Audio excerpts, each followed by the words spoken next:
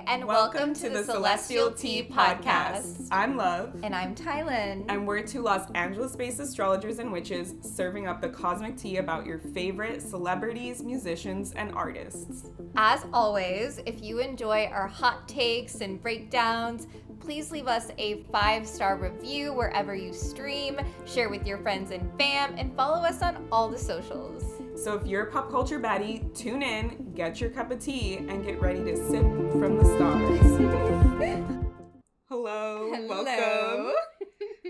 I was just joking with Tyler. I was like, I'm gonna be honest, this is coffee, not tea. This is cacao, not tea. I mean, so that's similar. More similar to tea than coffee, I guess. I don't know. Cacao is so heart opening. I've been really loving working with cacao medicine recently. Y'all, it will open your heart. So, highly recommend. Yeah, I know people do for like ceremonial, and then I know some people that like they start every day. Yeah. Like just like meditating. Oh, I don't do it every day, but I've been working with it. I'd say maybe like 4 times a week. I'll have it. Yeah. Do you like sweeten it and stuff? I put honey in it. Yeah. But that's the only thing I use to sweeten it. There's this really cool cacao company we used to source at the spiritual shop I used to manage. And they would have like some good, like theirs was like, you know, cacao from this area in the world, but like they had like good blends like with rose or like things like that. Rose and cacao is such a vibe. Yeah. I'm getting thoughts about things now. Okay. So this week we are remaining topical. And so probably Ozzy Osbourne's gonna have to wait again. I feel so sorry, bad. Ozzy. Don't feel bad. I'm so sorry, Prince of Darkness. No, y'all are just gonna have to wait for that channeling. And that one was crazy. I was like crying in that shit. We just keep teasing this episode. They're like, what the fuck is the Charlie the Kirk channeling was not the best because I didn't want to repeat the things that he was saying. Oh my god, have you seen on TikTok like mediums channeling Charlie saying that he's like he feels so bad about what was the ideology that he was presenting, that he changed his mind. I was like, I'm not sure if he's there yet. He was struggling to accept, I feel like he's aware, but I feel like he's struggling to accept. Yeah. Like, and there was still a lot of a lot of religious programming that he was still believing in. Yeah. So, I don't know. Those mediums. I don't know where they're getting that from, to be honest. I mean, I guess if a lot of mediums are picking up on the same thing, that feels like, are they like people you trust, or is it just random? No, I've just been seeing it randomly on TikTok. I mean, eventually he's gonna feel like that. That's the goal, right? Yeah. Like, he's gonna do his... So when a soul does traumatic or intense things in this lifetime, what I've seen, and many other psychics and channelers that I've compared notes with, like, even if they unalive themselves or they murder someone, like, I've connected to all different types of beings, people who have done that. Their soul has to go through this, like, it is kind of like an atonement process. It's not like hell. Like, if you know, committing suicide is like the biggest sin in like religious programming.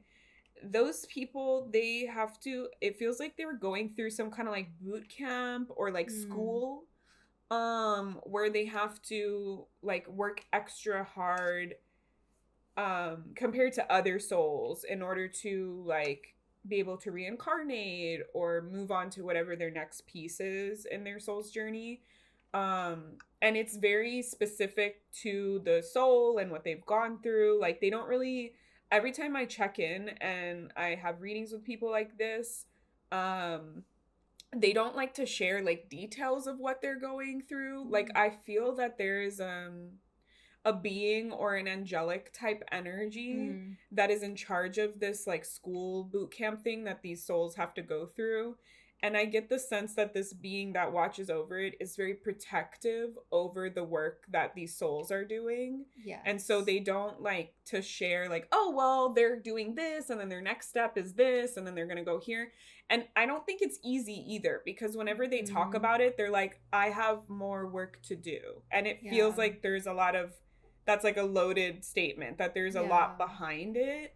So I feel that it maybe could be harsh like hell or something like that a lot of people have believed in, but it's not like, it doesn't feel like it's eternal like how hell is supposed to be, like you're in eternal damnation. Like, it's not that. It's something different, but I think it's still difficult, and I think that it's very sacred, and whoever watches over that process for the soul just doesn't want people to, because I think it's just something we're not supposed to know until we go through that.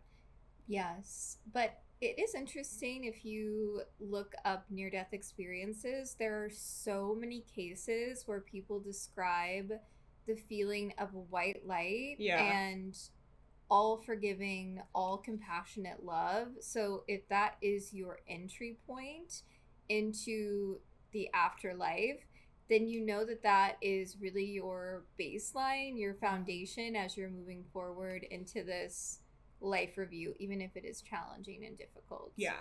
And I have a whole like solo podcast episode where I talk about what happens when you die, if you're like interested.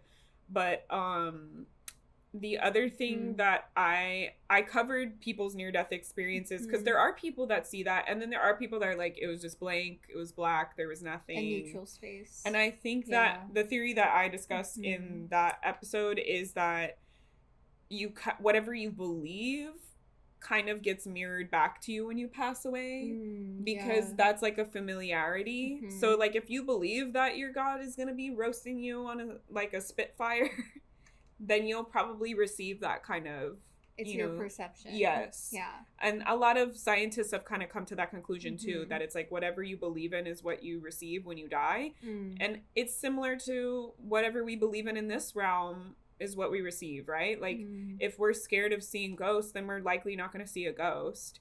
Like if we don't really believe in spiritual stuff, or it's hard for us to tap in, then we might not get, quote unquote, get the messages.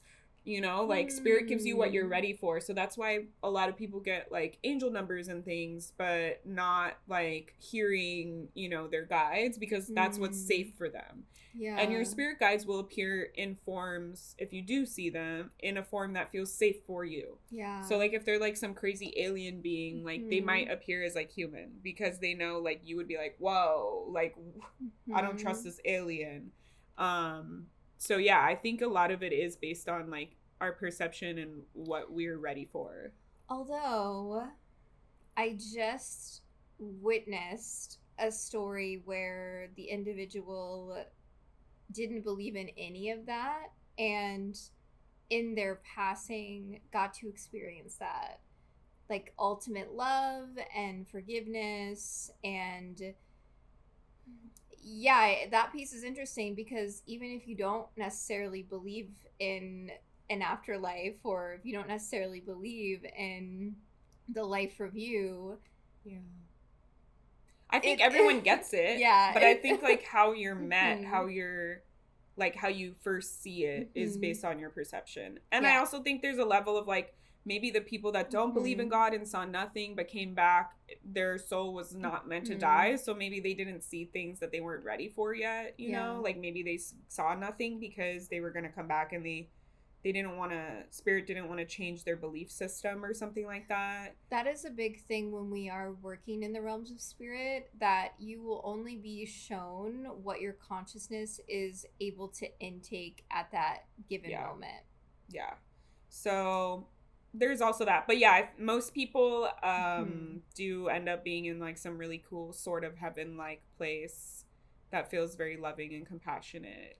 The most common analogy that I get when connecting to past loved ones is like they're in this like eternal backyard party. Like that's kind of what it feels like, that they like come from this place where they're like sitting with a bunch of people or hanging out or partying, and then they like step out of it. Like they're like yeah, you called, like, you know, and then they leave Mm. that space. They also, like, I had this one guy, his dad was a chef, and he was like, oh yeah, I'm like with Anthony Bourdain and we're like cooking and things. Aw. Yeah, so like they do sometimes get to Yeah. like I had Live out another their client, dreams. yeah, her Yeah. dad was like in the music industry, and he was like, oh, I'm with like he was talking about, I don't know if she passed away, Erica Badu, but like he was Mm. talking about like wanting to be with like the old Yeah. jazz people, like Louis Armstrong and like things Mm. like that. So it's like Mm. really cool that like that does get to happen on the other side. Mm. That is sweet. Yeah. Yeah, and I feel like that's necessary for some souls to have that experience before the choice, because we all have a choice if we do want to continue to reincarnate. And keep learning these lessons. Yeah, So, you chose this. yeah. We all fucking chose this. As souls, shit show. especially as millennials, I'm like, we really chose a wild ride. Like the Pluto and Scorpio generation, I'm talking to y'all. Like we chose. Why Like, can't we just all have vampire like, raves? right, Like, like- why? Why? That's the best part of Scorpio Pluto. Why can't our life be one industrial movie? Just Oh one my cool gosh. vampire rave. Why do you think millennials love to rave so much? Like we actually will dance. Like It's the have dancing. you seen It's the Gen collective. Z? Like they're not out there dancing. I think we're the anywhere. last generation that has that, because we were Yeah. born like when there wasn't phones and That's or there's the phones, but not cell YOLO phones. Yeah. Scorpio vibe. Yeah. Because I think like the newer generations just Yeah. they didn't have like the human to Mhm. human contact experiences Mhm. the same way that like all the other beforehand generation, because the beforehand Yeah. they had disco clubs, Mm. you know, they would Yeah. all be they had Woodstock. Yeah, because that's what we grew up watching. Mm-hmm. We grew up Yeah. watching MTV. Like they don't do Yes. that now. So Yeah. that's a ancient practice that a lot of people. Also, the other piece is we as millennials, in terms of the rave, Mhm.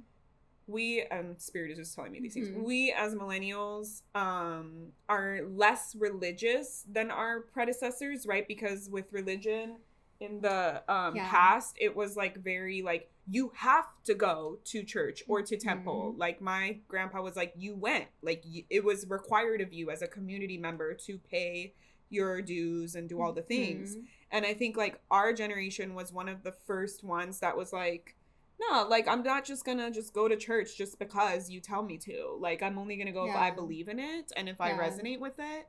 And I worked at a Jewish synagogue.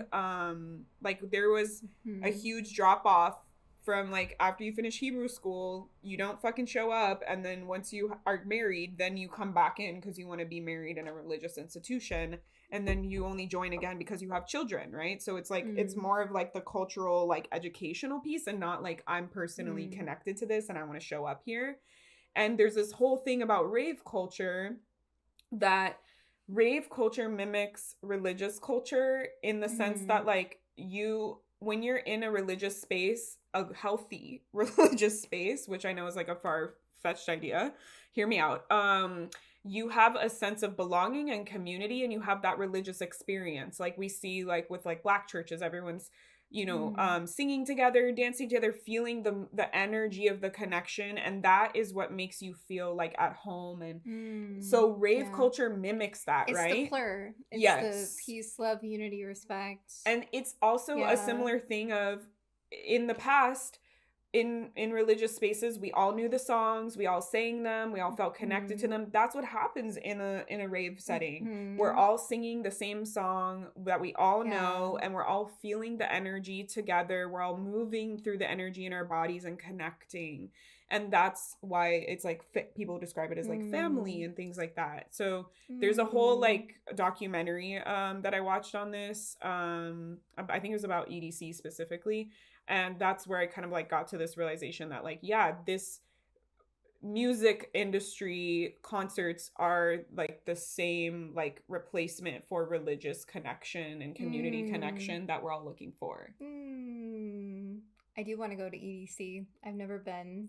Yeah. Yeah, I was telling you about that. I was like, maybe because it's in May, I think. Yeah, they pushed it earlier. Yeah. It used to be like around my birthday in June. Yeah. I almost went because I had a lot of friends in high school that would go, but I didn't end up going. Well, let's rave. Maybe. I have to like the music. It's just like the new people I don't really know anything about, so. Yeah. That's true. I can vibe to anything. I'm like, Sad moon. Yeah, that is such a sad moon. Like, we're here. Let's vibe. Like, that's true. Yeah. Okay, so we're like so all over the place. We're gonna get into this tea. This petty fucking tea. Yes. If you hate J.K. Rowling, raise your hand. Oh my god. This will be fun. I don't know. Like I like, feel why does she have to be so hateful? Like it's just so heartbreaking because as millennials we grew up with those books. I remember being so young and they were lugging around these huge books. They were written too to like age with you. Like the language gets more advanced the further even along when the movies you get. came out, like they were a little bit older than us, but we aged with them watching the movies. Yeah. So that's how they were written. We were supposed to be like the fourth friend in the group, you know? Exactly. That's why it's heartbreaking because of that emotional. But I literally brought my Ravenclaw scarf. We're also today. both Ravenclaws. We would be.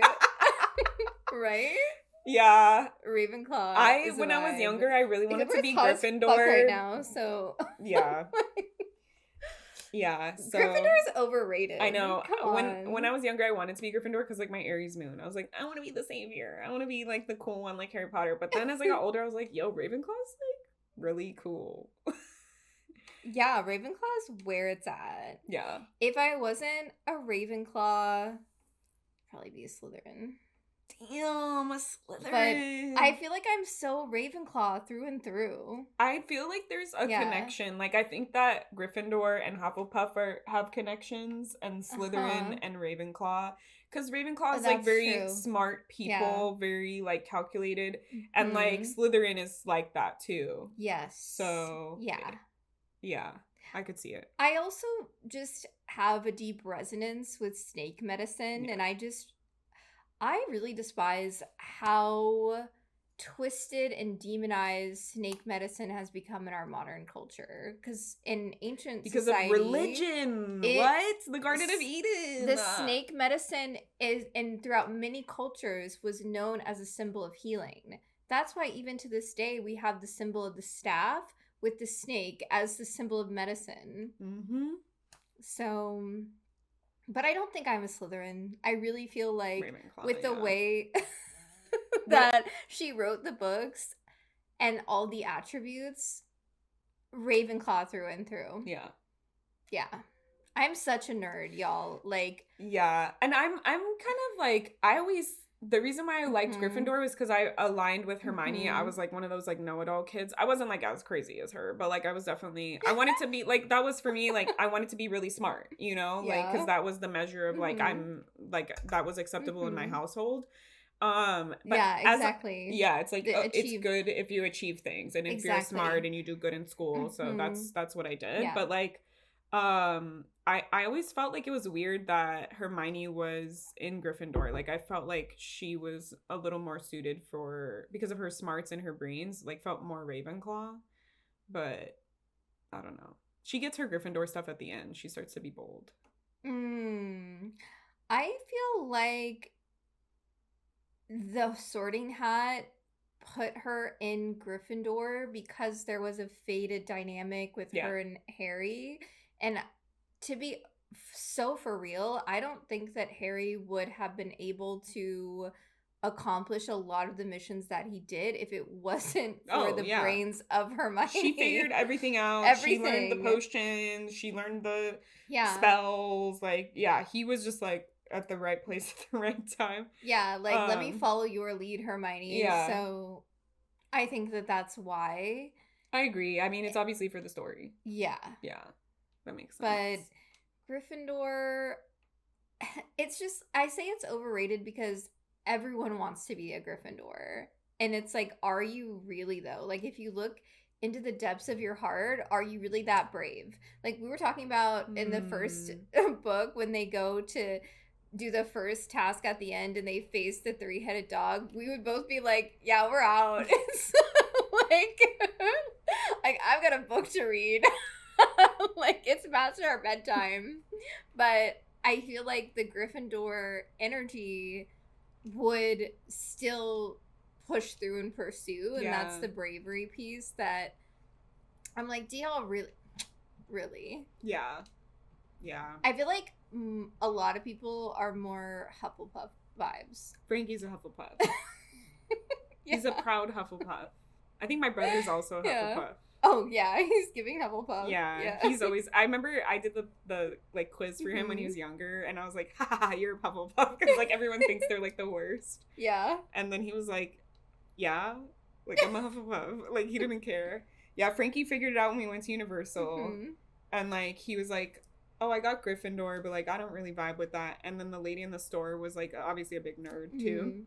She was like, "You can choose, like there's validity in like you choosing whatever house you want to be in. Like you don't have to be like sorted into a house." Like and then he was like, and she was like listing off all the qualities and of each of them, and she was like, "Which do you like vibe with?" And he was like, "I actually think I'm a Hufflepuff." And she was like, "Yeah, they're like really underrated. They're very loyal."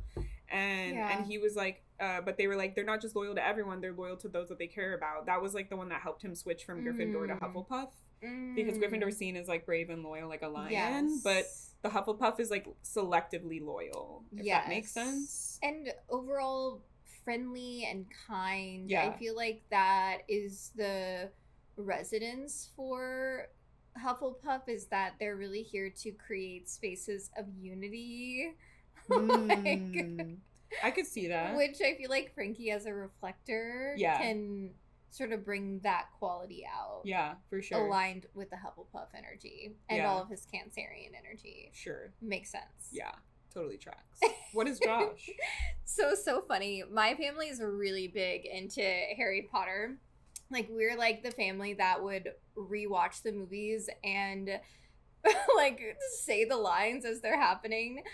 So one of the first Christmases I brought Josh, he didn't know what his house was. So my family's like, we've got to get your they test pull out going the here. fucking hat. They're like, sit down. Literally. And my mom's like, oh, he's going to be a Gryffindor. I can feel it. I'm like, Mom, no. My man is a Ravenclaw. Come on. He did the test. He's a Ravenclaw. He's also so nerdy. The Virgo moon I could see, right? It's like witty, sharp. Yeah. Loves to write, read, TV stuff, analyze. I feel like that's such a Ravenclaw quality, and like this seeking more wisdom and really putting yourself in that position where you are expanding your mind. And I feel like that's such a Ravenclaw quality, is like wanting to know like all of the different facts. And I feel like Ravenclaw, you can just talk to them about anything and they're gonna have a little bit of a taste of each subject because that's how far and vast our minds want to explore. And if we don't know something, we're gonna be like, all right, let's look into it. The curiosity. Yeah, that's true. Yeah. So it's like, you're wrong. He's a Ravenclaw. Let us know what you are. Yeah. We'll debate it. Yeah. So, and my family's just Ravenclaw, Josh. My brother-in-law, Matt, is also Ravenclaw. And I think that's it. Is your mama Gryffindor? She's totally Gryffindor. I can see your mom as a Gryffindor. Yeah. My mom and my dad both are Gryffindor. Like, they really, like, the Harley, like... I feel like my dad would be a Slytherin. My sister Katie is a Slytherin. He's a like, proud Slytherin. Slytherin in the bad ways. Like, he be lying and stealing and stuff. He's not, like... amazingly clever, but he does have like motives and things. I don't know.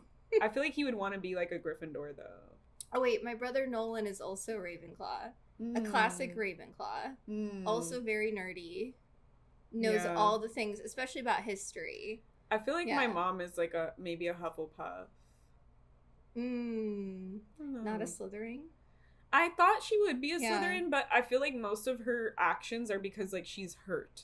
Not because like she's like genuinely selfish. Well, I feel like because she's a Leo rising. Slytherin so gets it's like, such a bad rep for a house, and I don't necessarily feel like I don't think all of them are evil. Right? Like, I don't. But the bad people are from. So we just associate it. Yeah, which I think is annoying to me. Like, Snape is Slytherin, but he's not, like, evil. I love Snape. Yeah. Snape is, like, I think one of my favorite characters. Yeah. He's a lot of people's favorite character. Yeah. I think he's Frankie's, too. Yeah. Yeah. All right, so we're talking about Emma Watson and J.K. Rowling. All the tea. Drama. I mean, J.K. Rowling has been dramatique for years now. Which we were talking about, it's like, we lost a real one. Like, we were really into her. And I remember when I was growing up, there was all this Harry Potter fan fiction that kids were writing with, like, different races and, like, queer people. And she was, like, super into it. And she was like, like, Dumbledore is gay. Yes, and, that's like, what I was going to say. Dumbledore being gay was such a big moment. And we were all like, yay, this woman gets it. Like, she's, like, pro, like, LGBTQ. And then, like... hard right turn, like, transphobe. Like, what? It's, like, hard because... And, just justifying her beliefs, justifying her belief systems with nonsense. Yeah, I think it's that classic, like, the older you get, the more closed-minded you are. Especially, she has so much money now. She doesn't need to interact and do this. Like, they say as you get older, if you're not consistently... opening your mind up to new ideas, new cultures, new people, interacting with people of differing viewpoints or opinions than you to keep your mind open. It's like psychological and scientific that like your mind becomes more closed-minded and you'll get like more set in your ways because we know like our brain, whatever neurons and synapses, like pathways you use, it will just keep using those over and over. Yeah. And the other ones that you don't use will like wither away. And so that's where like being open-minded, learning, they have those like brain games and stuff as you age helps keep your brain like active and open. Spoken like a true Ravenclaw. Yeah. And so I feel like with her, it's like when you're rich, like you don't have to do any of that shit anymore. You can have everything handed to you exactly the way that you want it. You can believe in what you want, validate yourself, all the things, and like it doesn't matter, right? Yeah. So I think that's sort of what I'm seeing. And I also feel psychically, like I've felt this for a while because I've pondered like what the heck is wrong with her, which we'll probably like go more into. What is wrong with her? Like I feel that there's some weird like personal like wound that she has around like the idea of like trans people, and I think it's misguided. I don't think it's specifically like because of a weird interaction with a trans person.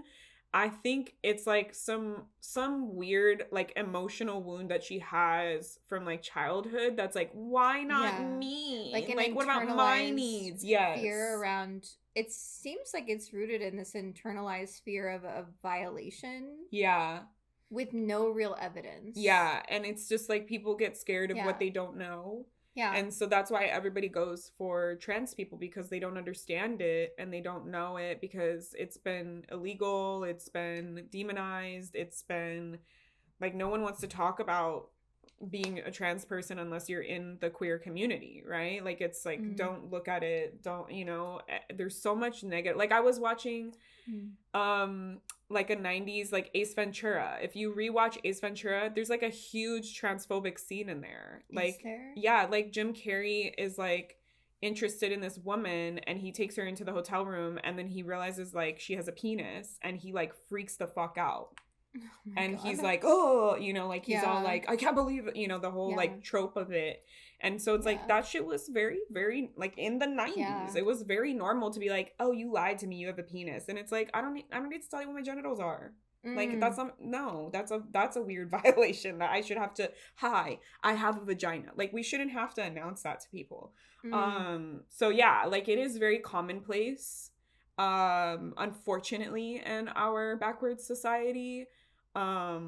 Because ancient cultures were totally chill with it, and in ancient cultures, trans people were the leaders. Yeah, They were exalted because they could be seen as holding both feminine and masculine energies at balance in one body, right? We have two-spirit is like the indigenous term for it, but there's more than just like American indigenous people that have like honored trans people as being like this divine spiritual balance and harmony.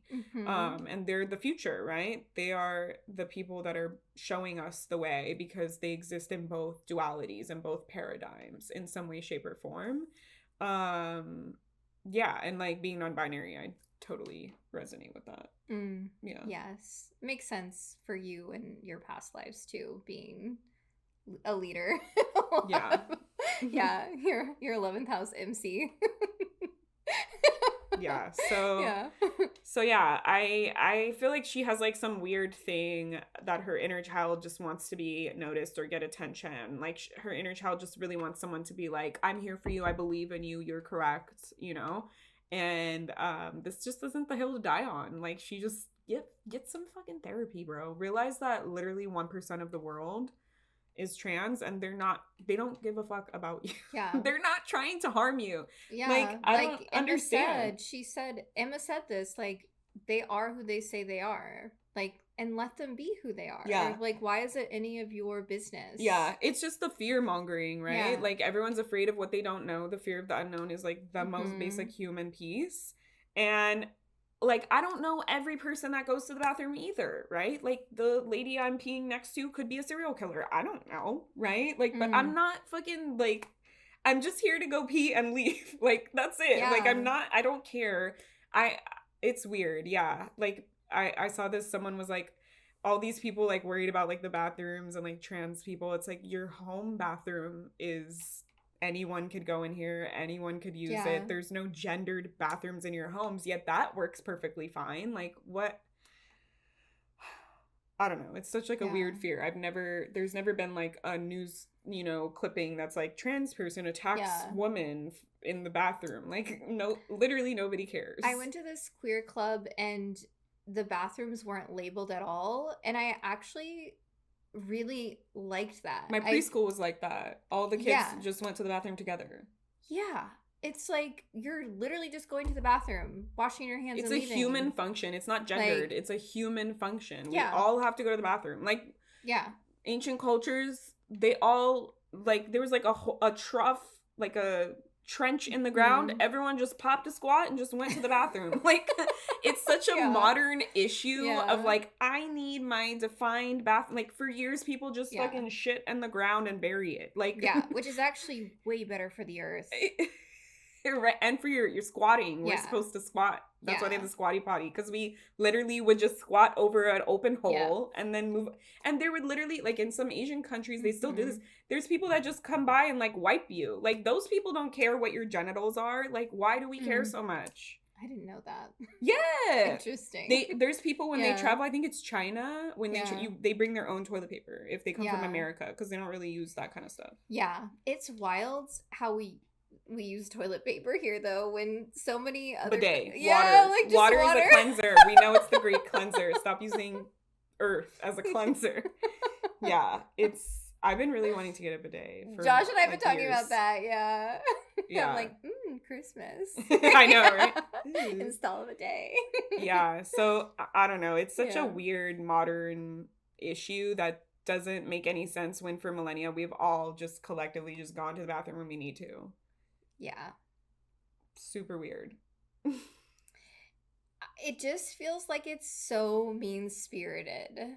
Yeah. Without any feeling of compassion or a willingness to understand on a human-to-human level from J.K. Rowling. 100%. She's like meeting people's like differing like opinions with this wall. Just like, nope, rejection. Like at this point, I feel like she's vilified herself, like, psychically, because I've spent a lot of time pondering.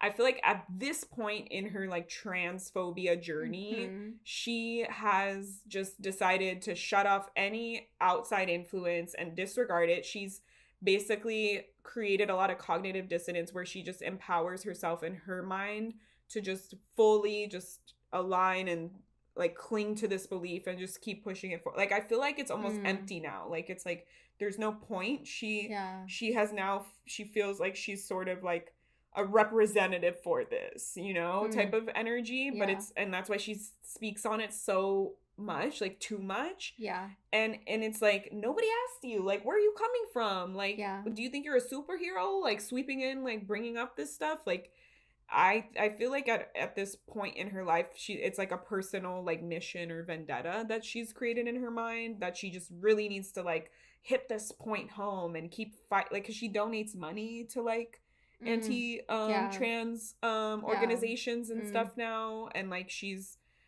like very vocal about being part of those Mm. groups and things. So I feel like there's just a part Mm. of her that's trying to find community also in this, right? It's like we're aligned together because we both agree in our belief Yeah. system. Well, and now in our current climate, there's so many people that just feel like they can be openly racist, Yeah. openly transphobic, Yeah. openly against the queer community.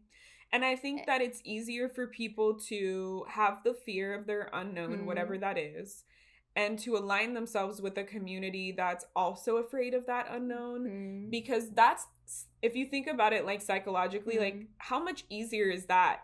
I have a fear. I'm just going to join this other group of people who have the same fear as me and enable my fear and agree with my fear and embolden my fear, instead of having to do the real work to address my fear, to heal, to alchemize, to unlearn whatever my fear is, right? Because really what shifts our beliefs and our feelings is like new experiences, right? The open-minded thing that I was talking about. They say like if you're afraid of being cheated on because you've been cheated on in the past, like you just need to have enough experiences moving forward of that not happening so that your brain can be like, oh, I've experienced like the opposite of this, so now I can settle.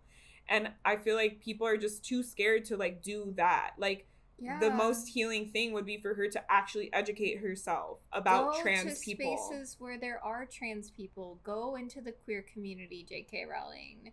And you might just find that your heart will be so open and expanded by the love that you feel in those spaces. Because queer spaces are so safe. Yeah. But if you're not willing to even put yourself in that position to understand, then that's when the fear, the inner fear, and the hatred just grows and grows and grows and becomes this monster. And it's not even, it's so detached from the reality. Like she just in her mind sees like trans people as this monster now, instead of, like you said, bringing yourself to reality, seeing the truth of what this type of person is like in the world. Imagine that. Like you are in a body, and even at a very young age, you feel a disconnect from the gender or the sex that you were labeled at as birth. And that creates all of this feeling of discomfort in your body. Could you put yourself in that position of that uncomfortability, and also the truth of knowing in their soul that they're not meant to be in that body, they're not meant to express as that gender? And then like layer on top like the societal stuff, like it's a risk for someone to come out as trans, right? Like in our society it's a risk. It's not like you said the ancient ways where they would love you, they would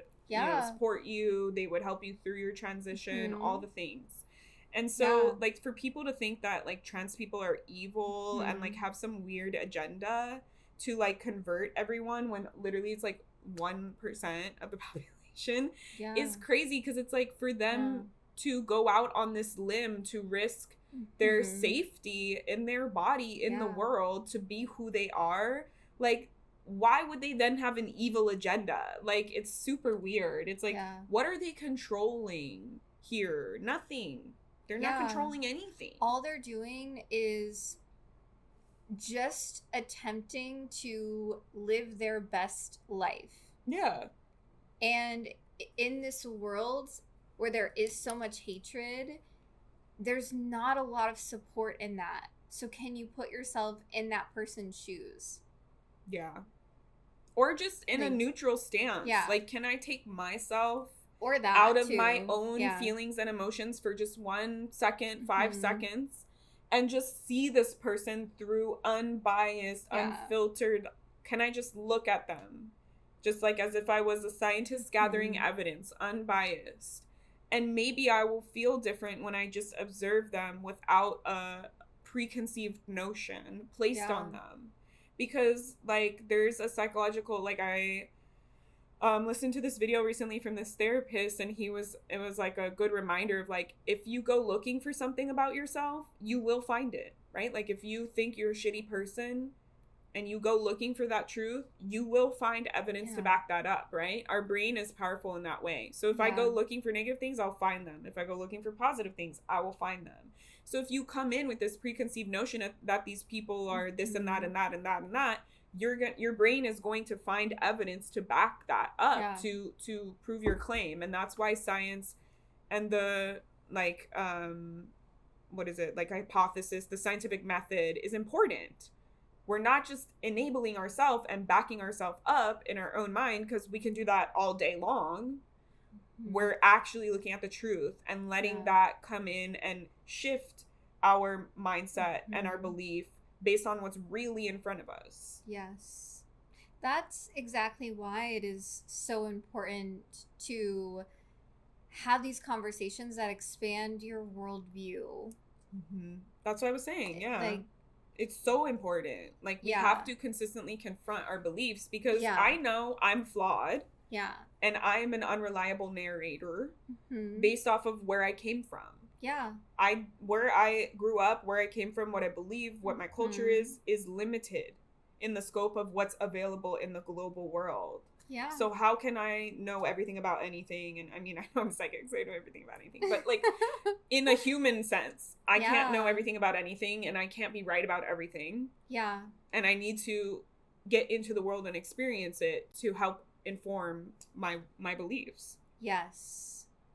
I'm big on that, just as a Sag moon. I feel I'm like a Sag rising, so it's like what brings me comfort is in that expansion, and also questioning my belief systems, which I did from a very young age. Like, oh, you're telling me this thing, but that doesn't feel right to me. So what about this? What about that? What about this? I think questioning is very important. Yes. Yeah. And that's exactly why we're covering Emma Watson and J.K. Rowling today, because Emma Watson is a very kind soul who has been speaking up against J.K. Rowling for years now. And in the most recent, like, tea, she pretty much went on this podcast and said that, I'm going to stand in my values and my belief system on this, but I also can hold in my heart that I treasure J.K. Rowling and everything that she did for me, because Emma Watson really was a young person. She's famous because of this. She was a young person. And like we were saying earlier, how did we know all that back then? We didn't. Yeah. we thought she was cool. Exactly. We thought she was part of our community and an ally. Exactly. So... Also weird. How are you okay with gay people but not trans people? It's so bizarre. It's really odd. So then J.K. Rowling comes back at Emma and says, like, you don't know how ignorant you are, because you've lived this life of privilege. While Emma isn't denying that she's lived a life of privilege. She's literally thanking J.K. Rowling for the privilege. Exactly. But J.K. Rowling wasn't even willing to... So when you're arguing with people about these types of topics where it's, like, very rooted in our belief, that's a common thing, right? J.K. Rowling's response was not a response to the argument. It was a personal attack on the person that is having the conversation with her. Like you don't know how ignorant you are. Yeah. And she did state, like, y'all can have your belief systems, but you were the poster board, the head of my book and of this branding.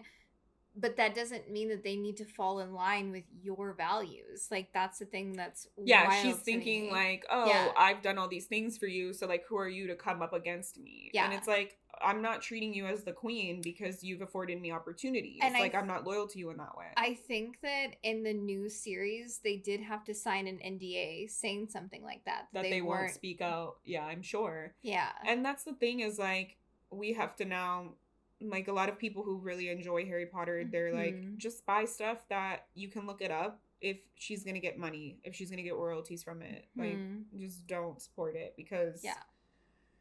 it's just perpetuating it. Like, so Yeah. many, literally all the shit going on in the world, so many celebrities are afraid to speak out Yeah. about things because they're afraid Mhm. they're gonna get fired, they're gonna get blackballed, Yeah. you know, all these things. And it's unfortunate that that's the case, if that's true. Mm. Yeah, that's why I really value Emma for speaking up in that way. Yeah, it's important So, to remind ourselves, like, even if we were friends with mhm. someone, even if we were aligned with someone, we're given an opportunity for someone, it does not mean we have to go against our morals and our values and our beliefs to be grateful or to be thankful. It's sort of like the age old, like, do you separate the art from the artist? Mm. Right? Like how she's like, I can in one hand be thankful for what Mhm. J.K. Rowling has afforded me in this lifetime, Yeah.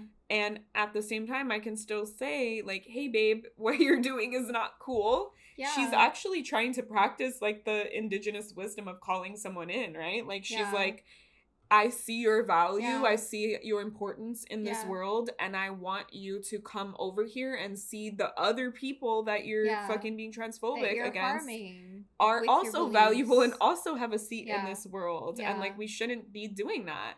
So Yeah. I feel like it's very hard for people to sit in Yeah. that, like, space of being compassionate towards someone when they're fucking up. Yeah. And they're causing more harm intentionally in the world than is needed right Yeah. now.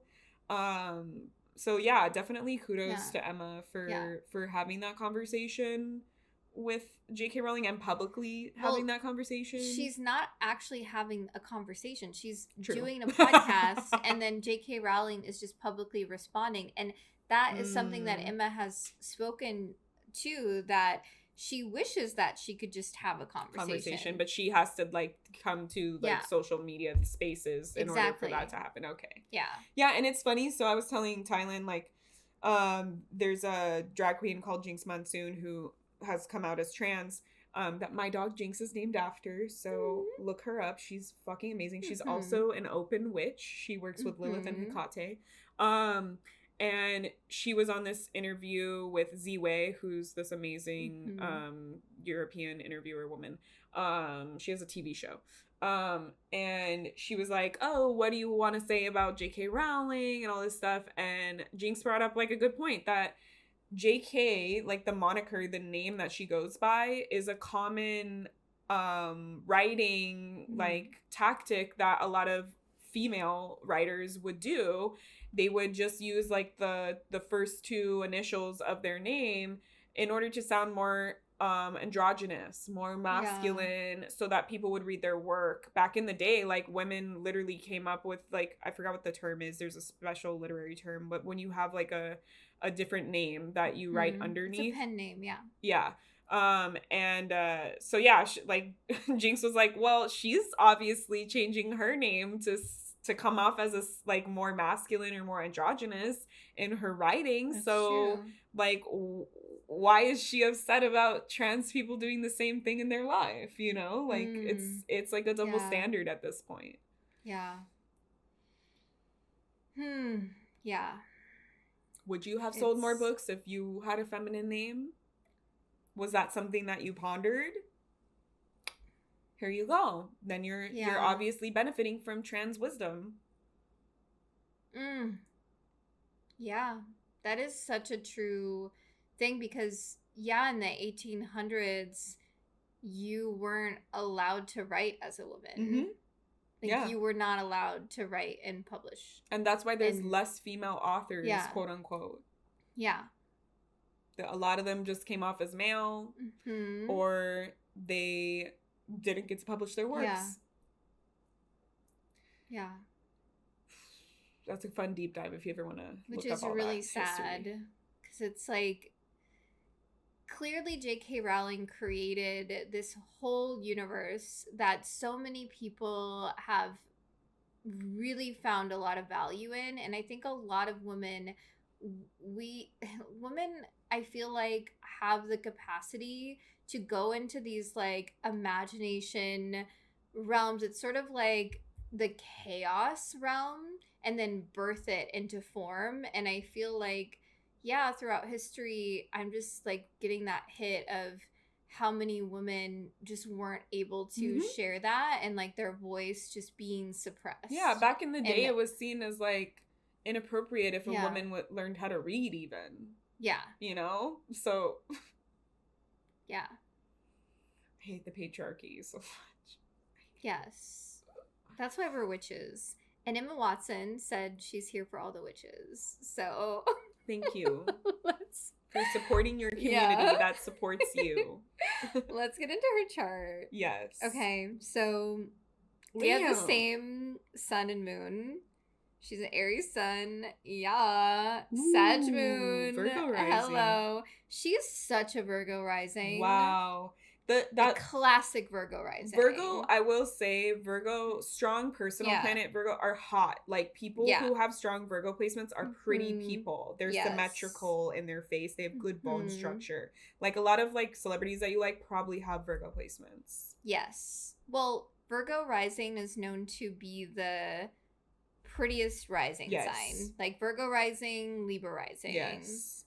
Prettiest, and then Pisces rising. Yeah, probably. I could see that. Yeah, for sure. But Virgo rising for sure is known to be the sign that, like, in your physical body, you have these pretty attributes because of the symmetrical, the Virgoan the attention to detail, right? And we see that in Emma's body and the way her face looks. She's gorgeous, right? And she presents in that way. And what's so interesting is that with this time that is widely used for her, because it is not a confirmed birth time, but with this time that's used for her, her ascendant point is in the third decan of Virgo, a decan ruled by Mercury. And we talked about this with Michael B. Jordan, because that is his confirmed rising sign in that I'm ascendant looking up point. Other celebrities that are Virgo rising. Oh, Michael wait. B. Jordan. Who are they? Yeah. Keanu Reeves. Of course. Obviously. Look at that man. And he knows, Virgo like, there's rising. this funny video where he was doing, like, his hands in the cement. Yeah. And he placed it, and they're like, do you like it? And he was like looking at it, and he was like, can we redo this? And then he redid it like 6 times, and he said, like, sorry, I'm a Virgo. He was like, it's off. I need to move it over. He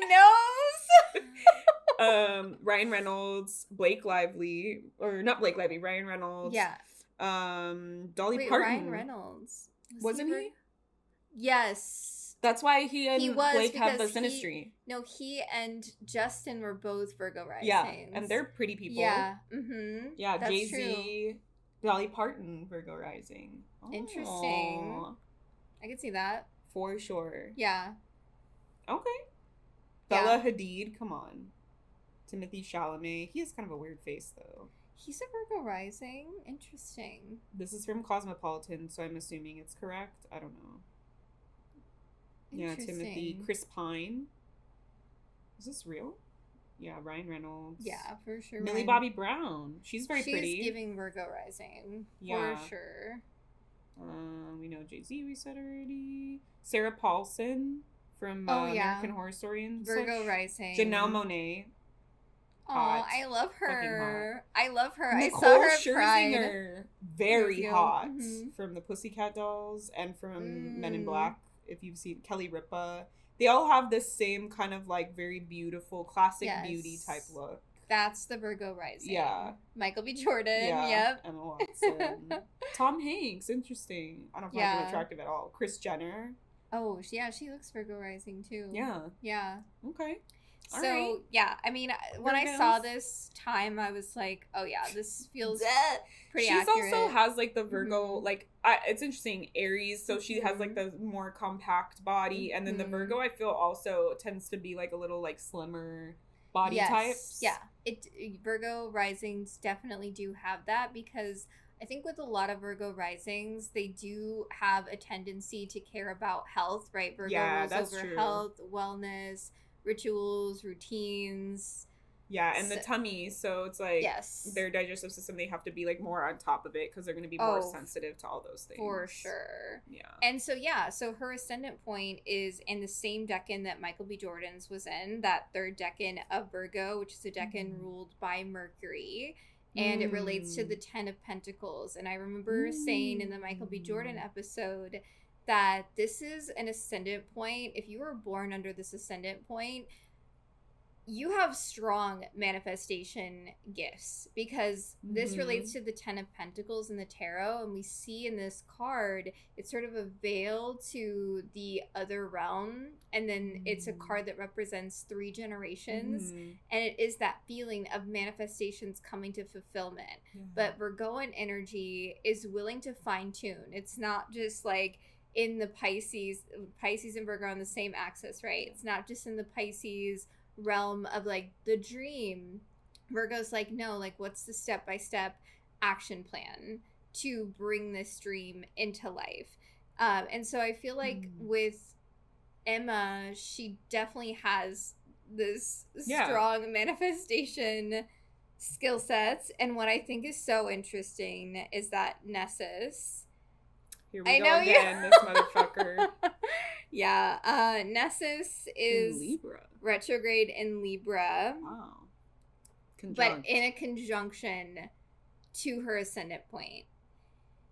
And I think this is really interesting because this means that Emma then has an obsession with her values. And that's why I feel like she's been standing so strong in her value system. And what does she value? The Libra themes of peace, fairness, harmony, fairness, justice.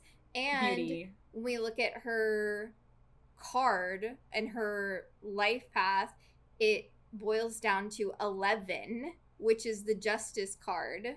And that is the card related to Libra. So I feel like a lot of her life's work is to be that embodiment of what is she studying in Princeton? I have no idea. I don't know too much about her personal life. I do know that she has been pretty open. Oh, she went to Brown. Uh-huh. English literature, bachelor's degree. Oxford, master's degree in creative writing. That makes sense. She's ruled by Mercury. Yeah. And in her ascendant point in the Decan, ruled by Mercury. This is like amplified mercurial energy. But yeah, I feel like she has been very open about her journey with anxiety. Like at one point she almost quit doing the Harry Potter movies because the fame got to be too much Virgo for her. Anxiety makes sense. She talks a lot about the feeling of imposter syndrome. Virgo. And so I think that's the Nessus piece on the ascendant. It's more about turning that feeling of the poison inward. Yeah. And I'm not good enough. I'm not this enough. Especially with second house, Emma, we can have issues with that. I feel like Emma's so hard on herself. And I feel like she's definitely done a lot of work in her life. Yeah. To bring awareness to this. But I feel like it's still something that she struggles with to this day, of that like inner critic voice. Yeah. Being so loud in her head. But again, I feel like it's there because it's pushing her to, again, this Nessus obsession to bring justice, to bring fairness, to bring more beauty to the planet. Yeah. And she's done modeling as well, which is very fashion, beauty orientated. Yeah. And that's the Nessus piece. And she got like that brand deal with like Chanel, and like she's done like a lot of like ads and things for like beauty and like makeup companies. And she aligned herself with a fair trade fashion brand. So morals, values, yet again. And I feel like when people have Nessus conjunct their ascendant, it's like they then become the embodiment of obsession themselves. And I feel like that is why so many people have just become obsessed with her, and why that took a toll on her mental health. Yeah, she was listed as one of the most influential, like top 10 most influential people in like this magazine and stuff. So that totally makes sense. Because with Nessus there, like that's easy for her to tap into. Like people just be like, ooh, I'm obsessed with you. Yes, because she becomes the embodiment of it. Yeah. So I think it's actually like a testament, like, knowing the power that she wields and then feeling the pressure and the Yes. anxiety and the importance of that and not taking advantage of it. And being open about her journey to the public. Mm-hmm. Imagine how many young souls have felt the comfort knowing that this big celebrity that they grew up watching also experiences mental health issues and challenges and has is still to this day fighting through them. Yeah, she's with like tools, openly with aligned tools. and Yeah. she like her values, it totally makes sense. She's like openly feminist, she's advocate for gender equality. Yeah. And it says like she was nervous when she gave these speeches at these spaces, but it's like she's like, this is what I need to do. I don't care if I'm nervous. This is important to me. That's her Aries sun. It's like, yeah, ooh, we're gonna do it. Yeah. Yeah, and she's ruled by Mercury then, obviously. So she has Hermes, Mercury up in her Taurus 9th house in a conjunction to Athena. Which is another that gave me chills. Symbol. Athena is all about political activism.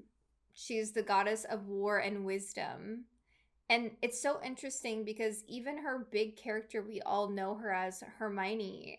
It's kind of like that. Hermione is also like this Athena kind of energy, but also so wise. Well, yeah, because war, it's like planning, strategy, wisdom. It's strategy. Like she's very that in the movies and the character. Yeah.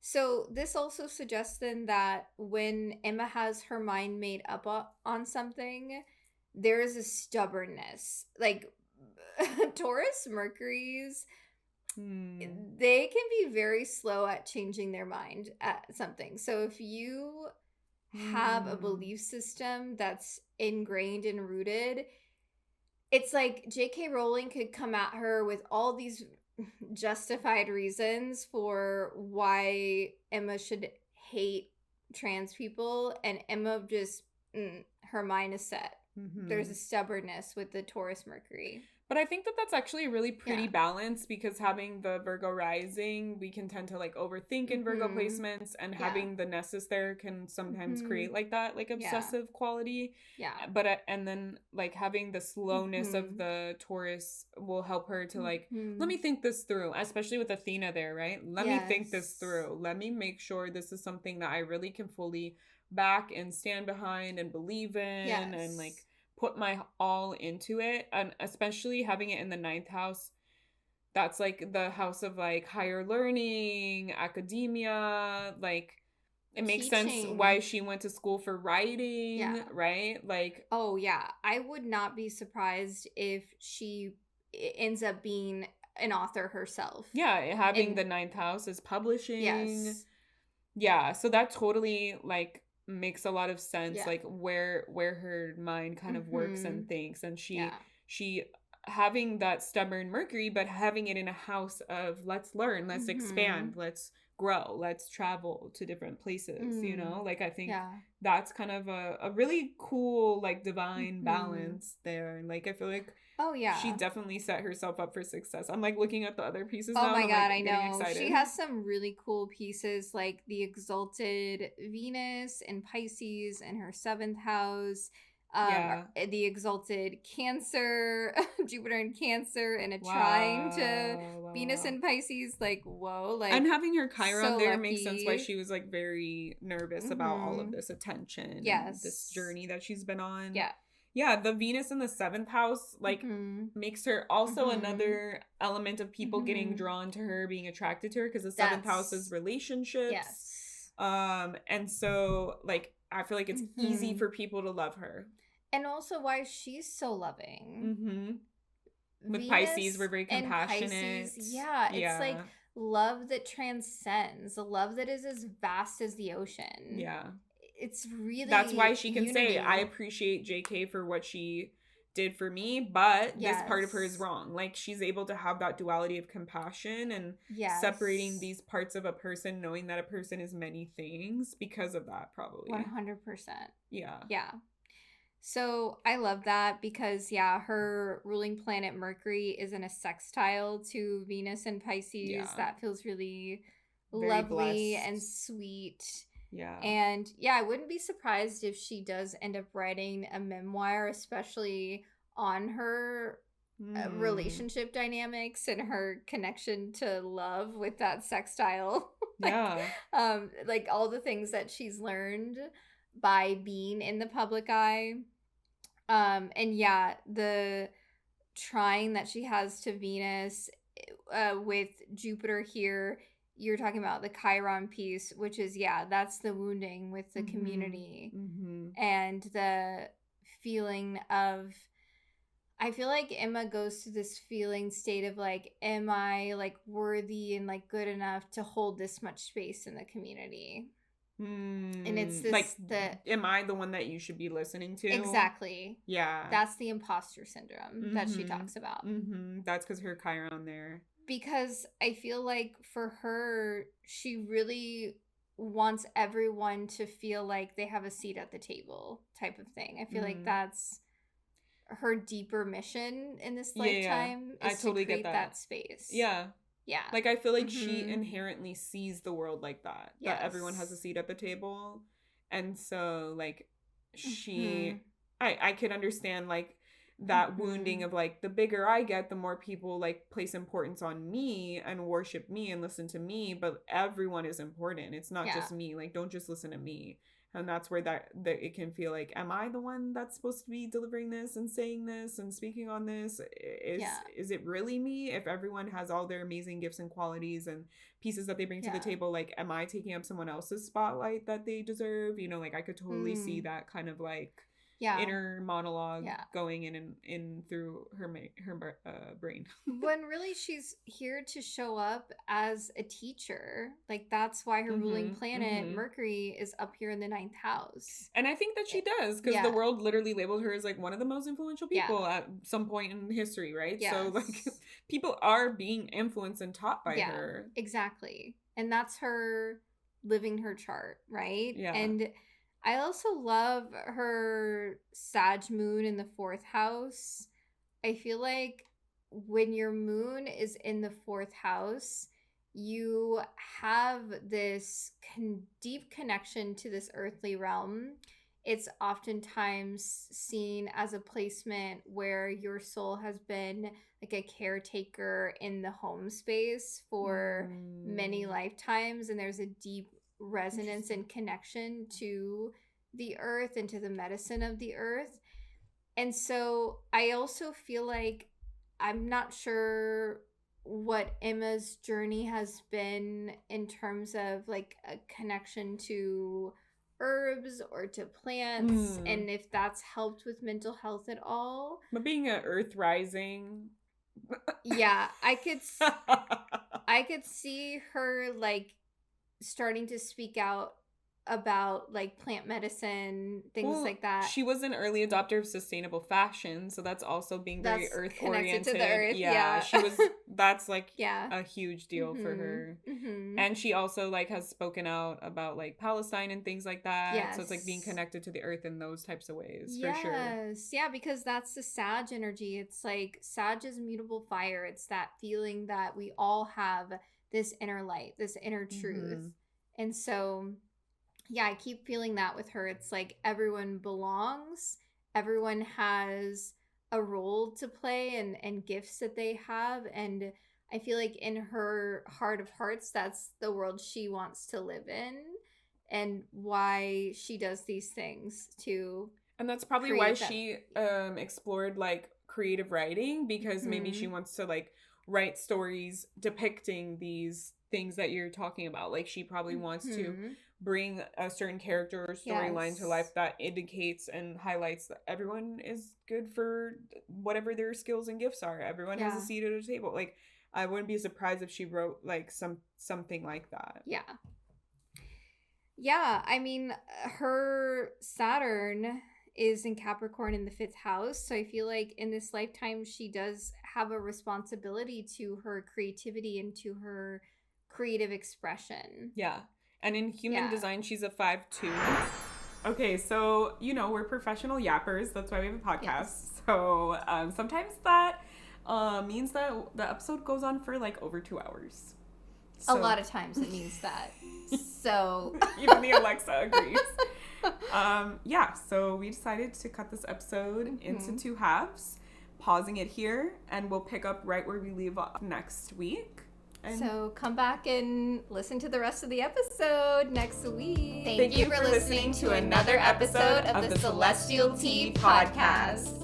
If you enjoyed our hot takes and breakdowns, please leave us a 5-star review wherever you stream, share with your friends and fam, and follow us on all the socials. Let us know if there is a pop culture icon or a phenomenon that you want us to look at next. Tune in next week for another piping hot cup of celestial tea. Cute.